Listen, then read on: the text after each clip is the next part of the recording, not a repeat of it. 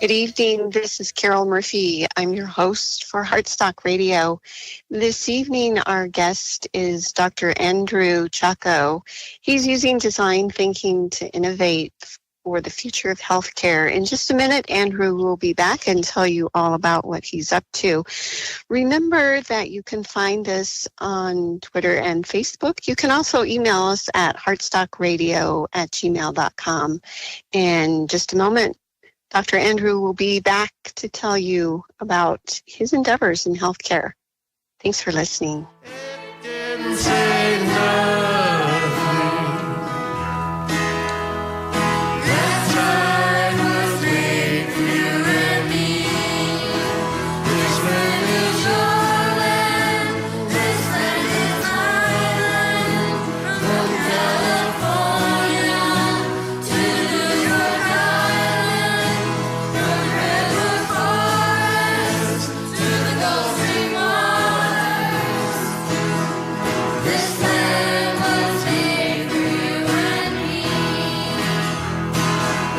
This land was made for you and me. Thanks for listening. This is Heartstock Radio. I'm your host, Carol Murphy. Our guest this evening is Dr. Andrew Chacko. Hi, Andrew. How are you? Hi, Carol. Great. Thank you so much for having me on your show. Thank you for joining us. And can you just give our listeners a little introduction of who you are and what you're doing in the field of healthcare? So that's kind of a interesting and wonderful story that I'd love to lead you on the path because it was a path of discovery for me. I spent the first part of my professional life really focused on leadership and teamwork. I was an officer in the Navy. I went to the Naval Academy, and that just had already been looking at the military as a way to understand those skills. And so that was for 12 years. And as I was getting to that point, I decided, wow, I really feel like Peter Pan. I need to grow up and go back to school and get not a real job, but something that felt more serious. And I happened to stumble on this program at Stanford, and it was a joint program in mechanical engineering and art, and I was sold. Those were two huge interests of mine, and marrying them just made so much sense. So there I was at the design program, and that's what it was. It was a master's in product design. And studying that, and I really enjoyed it. And I ended up taking a third year to go in depth to study robotics and study entrepreneurism and work at IDEO, which is this big design firm, and teach design and even freelance as a designer. And I was working on a Swiffer, which is a great product, and people get pretty excited when I say that I was doing that. But in order to make a Swiffer, you have to test it out. That's part of the design process. And in order to test it out, you need to make lint. And there I was making lint to test out a Swiffer. And I thought, oh my gosh, I've got a master's degree from Stanford and I'm making lint. I've got to put this to better use. And so I started looking around at what areas needed really great design. And I saw doctors carrying pagers, and I thought, that's really ridiculous. I can make something better than that. And as I started looking into the field of design in healthcare and medical device design, I started getting some feedback from some colleagues and mentors saying, this is a great field, but it's really difficult as designers to get time with clinicians. That it's hard to get their time, let alone get a word in edgewise, difficult to communicate. And I thought, I grew up with a bunch of doctors. I kind of know how that is. And so I thought, rather simplistically thought, I'm a pretty good student. How hard is medical school? Maybe it'd be easier as a designer if I did it from the inside as a physician. So off I went, much to the shock of my mentors and deans. It didn't make sense to go to medical school. I was the first one coming out of the program that decided to do that. And I thought, it's 4 years. How bad could that be? I'd been in the Navy for 12. I could basically felt like I could stand on my head for 4 years. So there I was with the intention of punching out after medical school and going straight into the innovation space, and actually had a wonderful offer from MIT, from the Media Lab, after graduation to come build like what the future of healthcare was going to look like. And as much as that was so tempting, it was just such a wonderful offer. I felt I didn't understand clinical medicine enough. And there were plenty of people leaving med school once they had their MDs and going straight into consulting or other kind of work. And yet we were facing these really what I was beginning to see as like epic problems. And I thought it must be from a lack of clinical understanding. And so I thought, well, at least I have to get intern year done. And as I was getting that done, I felt I was starting to see my perspective was changing. And I was starting to learn more and more about it. So I thought I better finish this up. So I stayed through and finished my residency, and then ended up moving back to the Bay Area so I could practice full time and really cinch down those lessons or build on that clinical understanding while I was teaching med device design at Stanford. And then that led me to, then I was invited on to a panel at Stanford to help reimagine what the future of mental health care would be. My residency, by the way, was in psychiatry. I felt like of the disciplines that I totally loved, I loved surgery. My first choice was plastics, and second choice was orthopedics.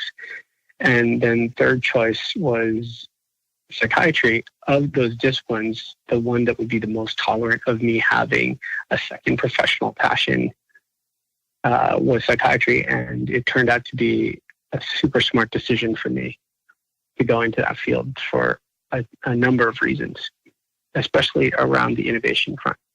So there I was on this panel to reimagine the future of mental health care, and then was invited to teach along some pretty big names at their, it's the second largest conference that they hold around mental health care. Second largest conference that they hold, and it was around mental health care. And then the response was so positive, I decided, okay, I'm going to take this show on the road, so to speak, and start seeing like where else I can start helping people understand how some of these design skills can really help shape the discussion. So that's kind of what I've been doing. And last year I ended up traveling to like 11 different conferences and events and workshops to do that teaching while I was still doing full-time clinical practice. Actually, I take that back. I forgot we're now in 2019. So in 2017, I had traveled to like these 11 different conferences, and that made me decide in 2018 I was going to leave full-time clinical practice, which I did a few months ago, to really focus on what this innovation space looks like in healthcare. So that's the circuitous path that got me here. That's jam-packed with a whole lot of different educational perspectives. And that's one thing that I noticed came up a lot when I was doing some research for this program. So one thing that I would really like to touch on is what you said earlier, that you felt there were some epic problems being realized in the field of healthcare. What were those epic problems? And are we at the point that they've been conquered and now we have other problems, or are they still prevalent? Oh, no, I think that they're still there. And I'm going to put hubris aside and just be plain like, in some ways, I think that some of them aren't even being recognized. And one of the blessings that I've had that is very much a result of like this path is I look at healthcare from very different lenses. So I look at it from a leadership and teamwork perspective. I look at it from a design and innovation perspective, and certainly as a healthcare provider, and then also as a patient and just part of someone in the system. And one of the things that also plays into that as a psychiatrist, as someone that tries to understand influence and why people do what they do, all that leads into a kind of different view of what problems we're facing. So no, I think we're definitely facing them. And a few years ago, I started writing a book around like how we're going to innovate in healthcare and where we should be focusing or can be focusing. And I distilled it down to like 4 pillars, 4 paradigms of healthcare that if we can revisit those fundamental paradigms, we can radically shift how we provide healthcare. And they would be, the first is around education, how we educate clinicians and educate people in general is really arcane. And basically, if you look at our educational system in medicine, it's very much a glorified apprenticeship model. And apprenticeships are really great for if you want to learn how to make earthenware pots the way your great-grandfathers made it, or grandmothers for that matter. But as in such a rapidly evolving field like healthcare, doing things the way our great-great-grandparents did it, not really the most effective way to learn or to learn how to practice medicine. So it's inherently stagnant, and it doesn't even take advantage of what we know about learning and how we learn and what's optimal. The second one is around leadership and why leadership is such a fundamental clinical tool and a part that we need to like incorporate into healthcare altogether, or a skill set that we should incorporate into healthcare. The third is around design and what design means and what it means to design the healthcare experience system, even down to the objects that we use. And the fourth thing, which falls under the design category, but it's kind of taken on such a big footprint that it does deserve its own area, is digital health. And what digital health means and can mean, and what the real true promise of it is. And right now we're looking as clinicians, I feel, how technology has been introduced into our lives is very much kind of, especially EMRs and electronic health records, is just been the bane of our existence, and how it can go from that to really what fundamentally transforms medicine and makes it really vital space. Yes, I think we could probably do a program just on each one of these categories. It's a very deep, rich subject that I agree it needs to be taken on, and I'm so glad that you're doing that. But let's focus just for a second, because I think we need some clarity on leadership. Can you maybe give us an example of how leadership goes right or wrong in healthcare? Yeah. Like for example, yeah. Oh, yeah. I have a rather sad example, but I think it's indicative of what we're doing. So, like I said, I wanted to be an orthopedic surgeon, and I was shadowing during med school in my 4th year an orthopedic surgeon who, just a fantastic surgeon, really great with his patients, great clinical outcomes, a real rock star, and a really good guy. And I enjoyed hanging out and learning from him and whatnot. So we're in the OR, and the nurse brings in the wrong tool. And he went crazy. I saw the little disclaimer about what I can and can't say.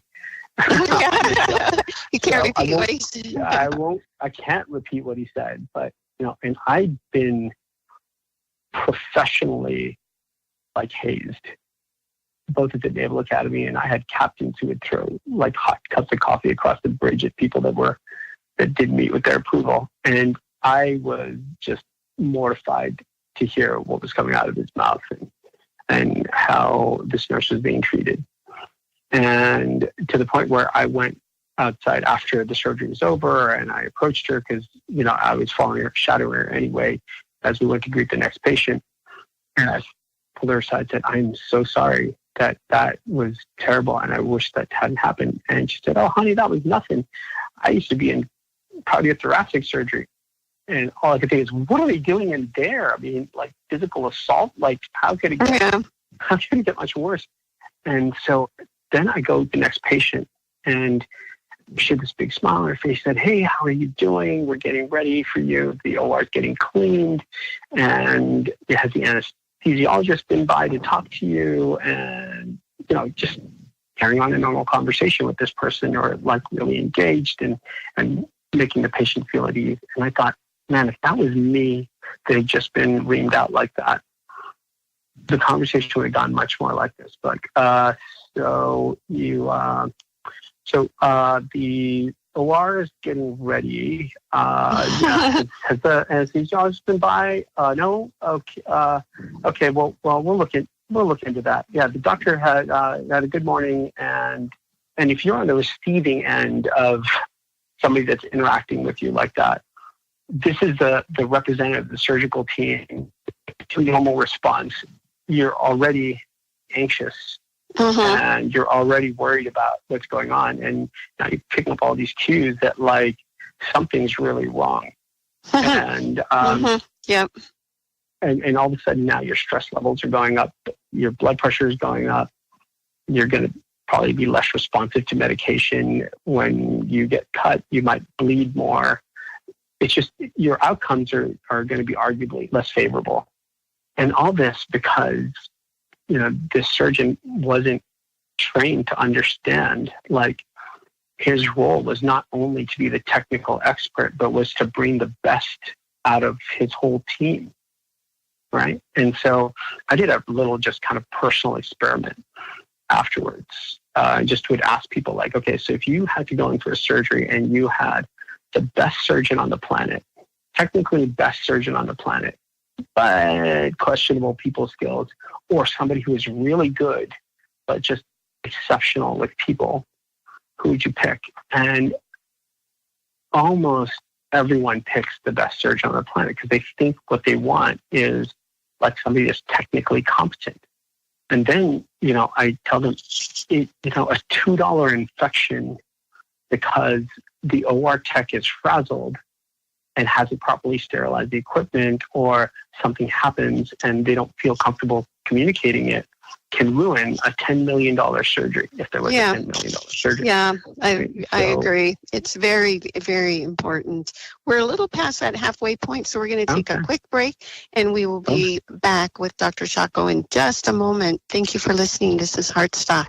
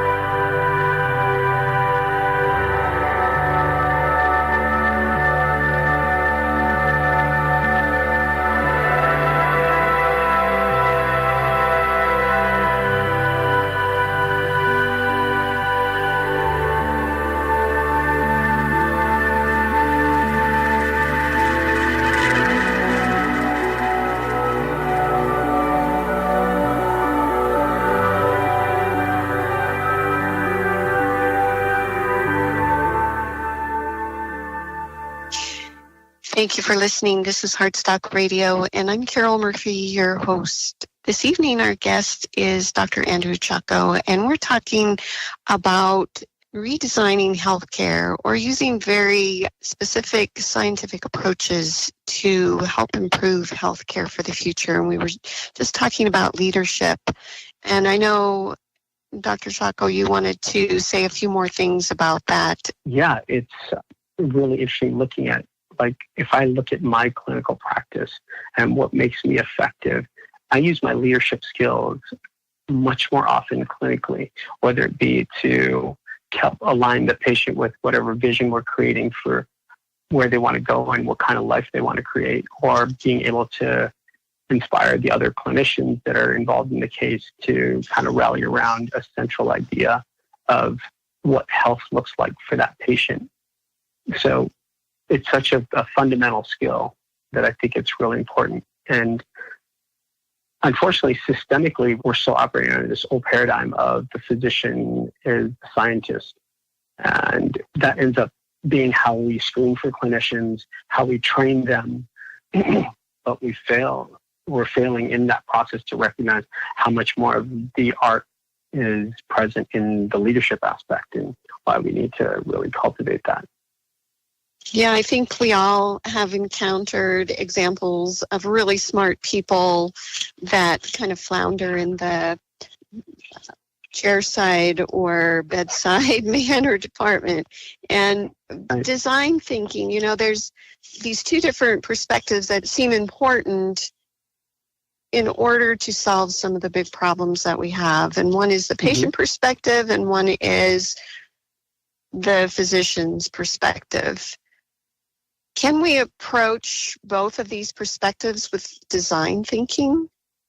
And what does that look like? Definitely. So first, let me explain a little bit of what design thinking is. And simply, it really is just a process for creative problem solving. So take all the mystery away. It really is about creative problem solving. And, you know, like recognizing our time constraints, I'm going to get into a quick story because I think it really effectively demonstrates that. So in 2007, there were these 5 graduate students at Stanford, and they came together for a class in design for sustainability. And these weren't designers, and they weren't healthcare professionals. They came from electrical engineering and computer science and the business school, and all came together to work on a project. And the project they were given was premature infant mortality. So every year, by some estimates, about 20 million infants are born prematurely around the world. And 1 million of those die within the first 24 hours. And 4 million within the first 4 weeks. And these are obviously, you know, estimates. And the biggest cause of that is hypothermia. So infants that are born that premature don't have the resources or even the mass to kind of just keep their body at the right temperature. And when they are able to do it, it's taking away so much energy from the development of organs that would have been normally been developing in utero. And so then they end up with these like lifetime clinical problems as well. So they were looking at this problem, and in our first world, quote unquote, solution, we use these incubators, but incubators run around $20,000. And most of these premature infant mortality problems exist in the third world. So they very naturally assumed that the problem is these were too expensive and started working on making a cheaper incubator.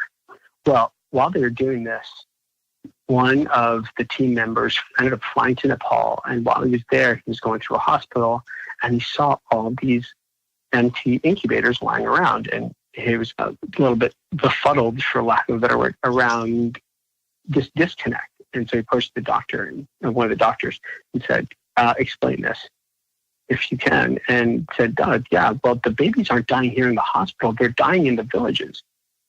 And that's when it hit him.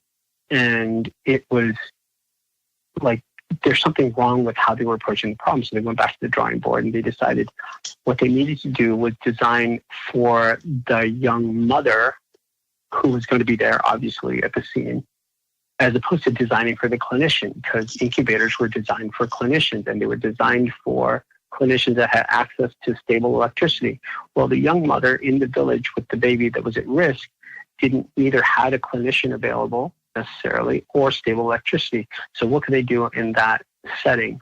And on top of that, they didn't typically trust Western medicine. So if you were to say, give them 2 spoons of this, give the baby 2 spoons of this, they might be like, well, that might be a little strong for our baby. How about 1 spoon? Or keep the baby at 37 degrees. Oh, that's a little warm. How about 30 degrees? So there had to be built into this like a very easy solution. So what they came up with was instead this basically a papoose or a sleeping bag, if you will, for the baby where they get bundled up. And in the back, there is a sleeve or a space to insert this paraffin wax sleeve. And now the great thing about this paraffin wax sleeve is it goes through phase change at the exact right temperature. And so you can throw this thing in a pot of boiling water and it will heat up and in the process absorb enough energy so that as it's kind of going back through the phase change, it can maintain the right temperature for up to 5 hours. Very practical. Yeah. Totally. And easily implementable.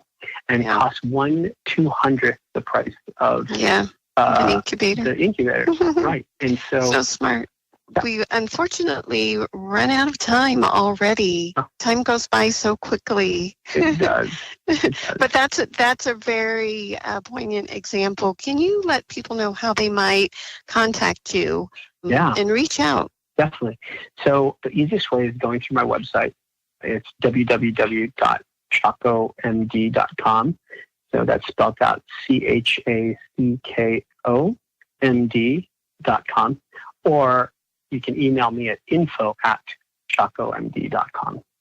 That'd be probably the easiest way. Yes, and like so many of our other guests, I feel like we need to have you back because there are a lot of other details. And so many areas yet to explore and kind of delve into this further because healthcare, number one, is very important. And number two, I think we do have the tools now to solve a lot of these problems. This has been Heartstock Radio, and I'm Carol Murphy. Thank you, Doctor, for being on the show. It's fun. Thank you so much. Yeah, we need a 48-hour radio show. Yeah, we could do that. Yeah.